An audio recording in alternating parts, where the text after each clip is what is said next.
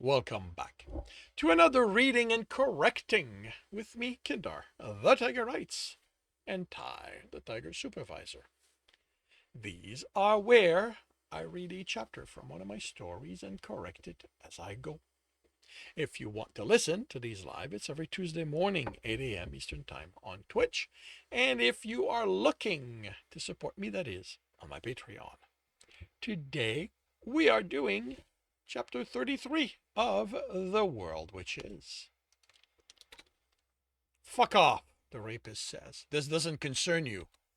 I'd say that when it comes to four-on-one fights, the newcomer says, as I pull a healing bar to my hand, everything, evening those odds definitely concerns me. I'm careful as I tear the wrapper off, even with their attention, or even if their attentions are all on him. And it isn't like they're wrong to look. The guy's tall, has to be nearly 2 meters, and muscular. Short, messy blonde hair and blue eyes, stubble on a square jaw, and posing like he is, with his chest puffed in a devilish smile, makes for a striking figure. Okay, that needs to be changed. That ends here, that becomes a new phrase. Posing like he is, with his chest puffed and a devilish smile, makes for a striking figure. What he's wearing, though, doesn't strike me as ideal if he's planning on taking them on. An off-white shirt with a deerskin vest has a lot of pockets. Definitely not a lot of protection, unless it's magical. His pants are gray jeans. His boots look to be hard leather, at least, and the backpack next to him makes me realize he doesn't have a sword or any weapons. Then we get to kill two morons today instead of one. I bite into a healing bar and make a face. It tastes worse than I remember. Murder is illegal in Toronto, the guy replies, looking serious finally. My health crawls up. It wasn't that slow before, was it? What are you going to do? Turn us over to the police? The woman says mockingly. The guy cracks his knuckles. Never bother with them. But it means I don't have to worry about you reporting me for bodily injuries, seeing as I'm pretty sure you're wanted now. Come on, climb already. Eating more isn't speeding the healing up.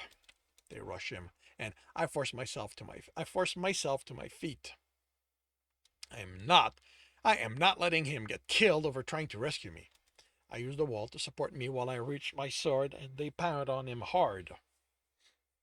The offensive moves I catch.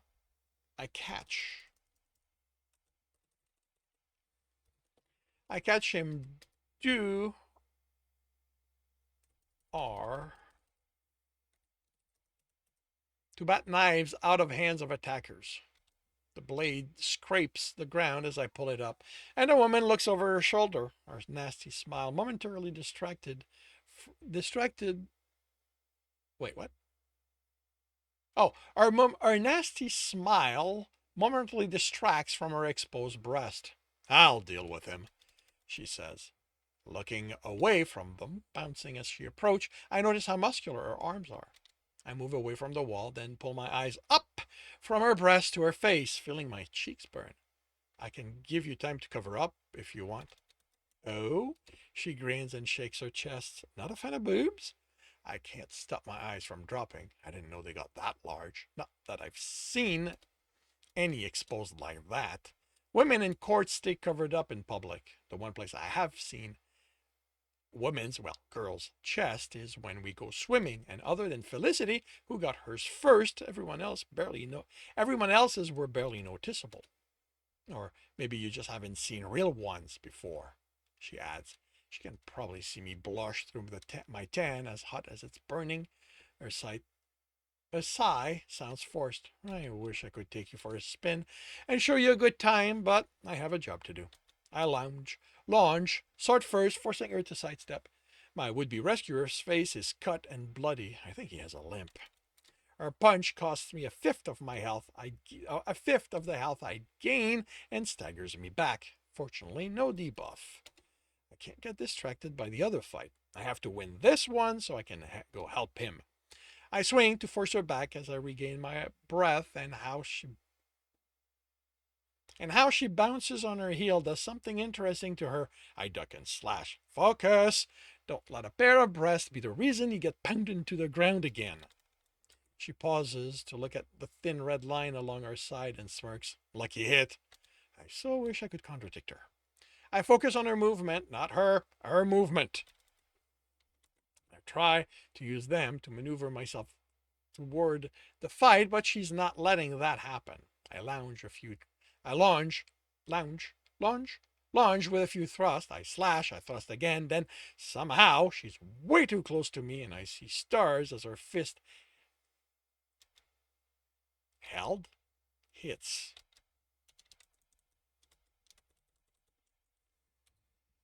Hits my head. Hits my face.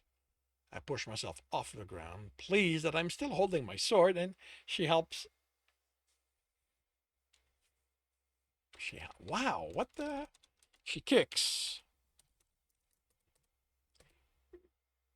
Oh, I know, no. Okay, all right. Oh, she helps me with a boot to my stomach, sending me up, then on my back again. My health is back to close to a quarter, but crawling up way too slowly. You sort people, she says mockingly, and your confidence, the extra reach, makes you invulnerable. I snort and groan in pain. I wasn't.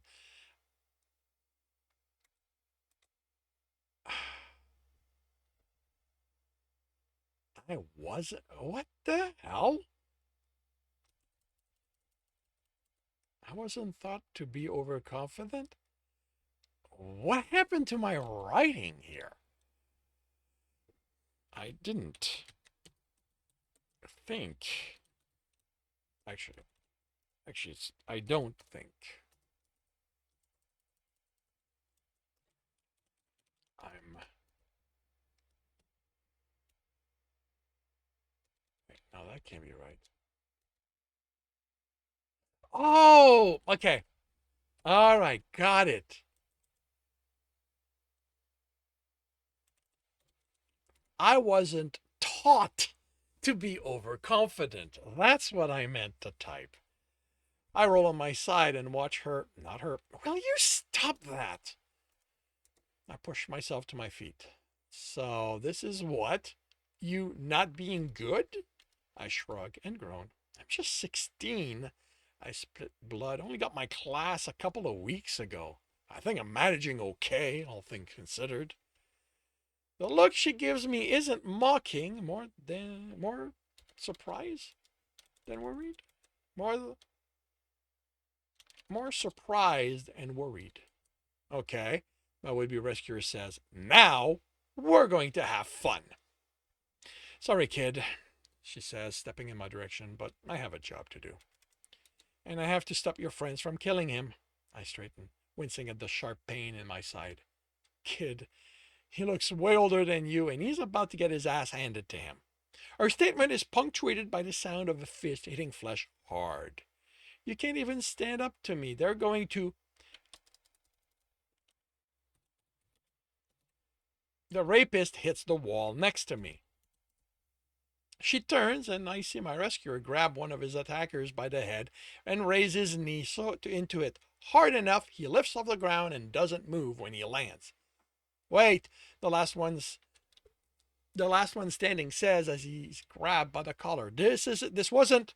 The fist in his face silences whatever he was going to say to explain what they'd been doing to me.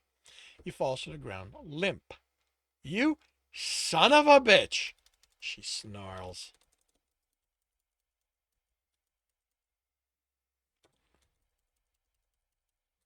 Snarls at him.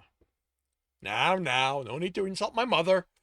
I can't tell if she's too fast for him to dodge or if he lets her hit him, but he's grinning as he spins from the punch. He blocks her next one and shoves her away. Too good to hit a woman, she says. He snorts, wiping blood off his lips. Wanted to charge. I wanted the chance to say that was a good hit. Way better than what these three manage. Took way too long for them to get me down when I wanted. Down where I wanted to be. He grins. Yeah, you'd have had me there in a couple of hits. I'm going to have you down to 0 before long. She runs at him. That's not happening. He sidesteps, then plants an elbow in her back that almost sends her to the ground. He casually turns as she regains her footing and motions for her to attack again. His head snaps to the side from the punch, but she goes staggering away from how hard he hit her. I'm, I mean, I know how hard she hits, and he just let her hit him.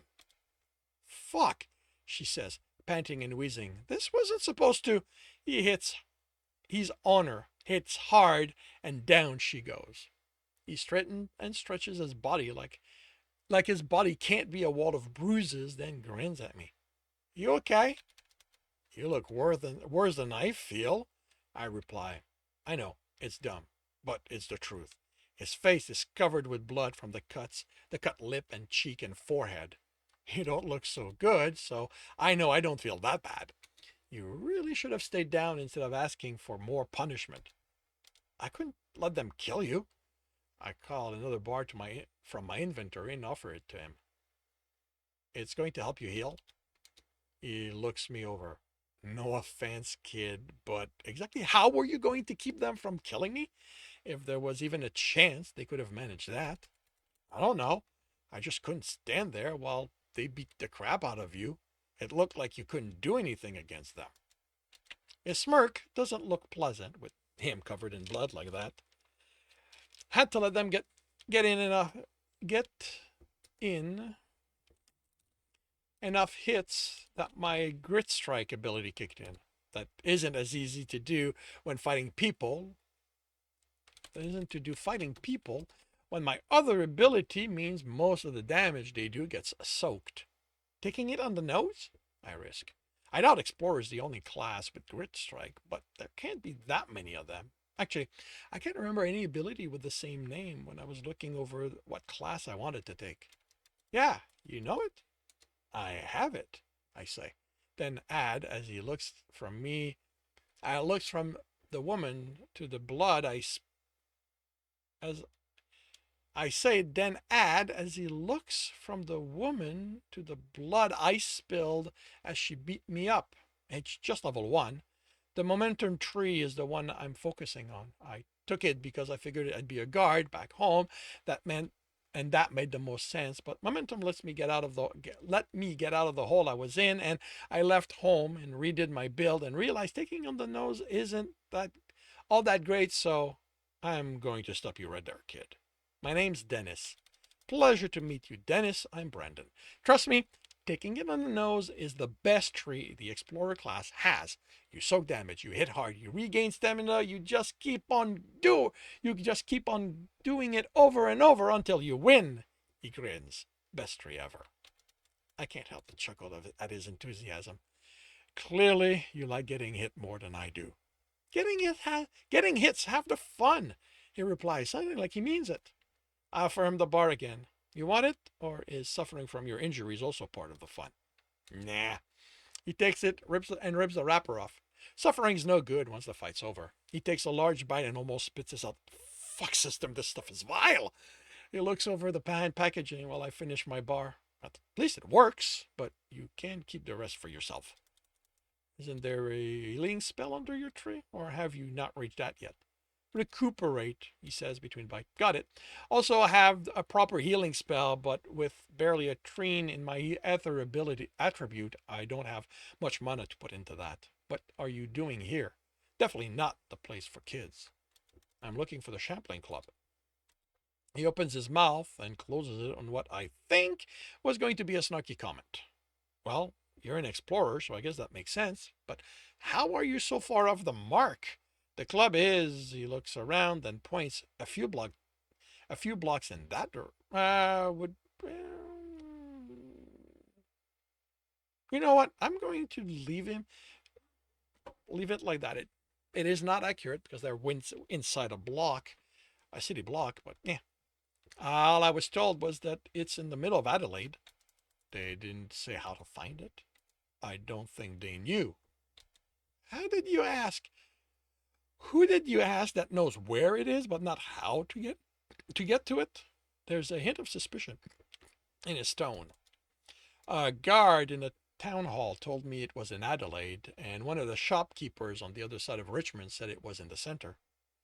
What about the person who first told you about the club? The other explorer that got you moving in this direction? Oh, how am I explaining that?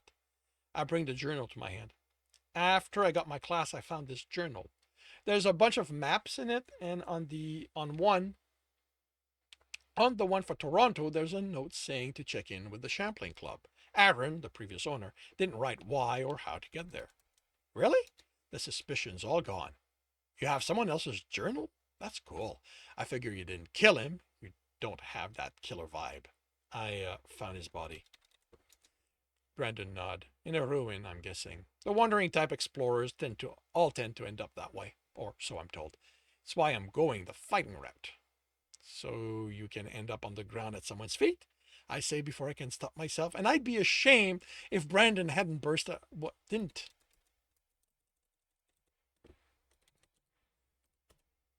didn't burst out laughing. As if I'm the best there is. He crumples the wrapper and tosses it aside. Come on, let me show you how to get to the club. I'm heading there myself. I grab his discarded wrapper and inventory it, then follow him. He makes what feels like blind turns to me before stopping at an intersection and indicates something scratched in the wall. When you find this, you put it to your right to get to the club, to your left to leave this rat-infested place. What is it? I look at the scratching, tilting my head. It's not the only one there, and even if it looks like an X over a P, I have no problem believing I saw it before and didn't notice. The club's marked X and P, Explorer. He says like it makes perfect sense, and I take it as his word. At the next intersection, I look for it and find it. You know what? I look and find it. Then follow him, who hasn't paused. I have no idea where we are in relationship to the outside by the time the alley broadens into something resembling a road, but I can now spot the mark at a glance. And plural. More than once. The road finally feels like it's part of the world. With the sun shining down on us, the road splits, and on one side of each fork, the buildings are like the rest of this place, looking ready to fall over, leaning against each other and sucking up the light. But inside the fork, the lone building there is almost bright. The white stone on the large two-story building is chipped in places and broken all the way to the backing in others, and the place is old and has seen hard time, but withstood it. Where I think there used to be large windows on the ground floor, wood covers them. Not planks hammered into place to prevent the weather from coming in, but lumber put there carefully to fill the space.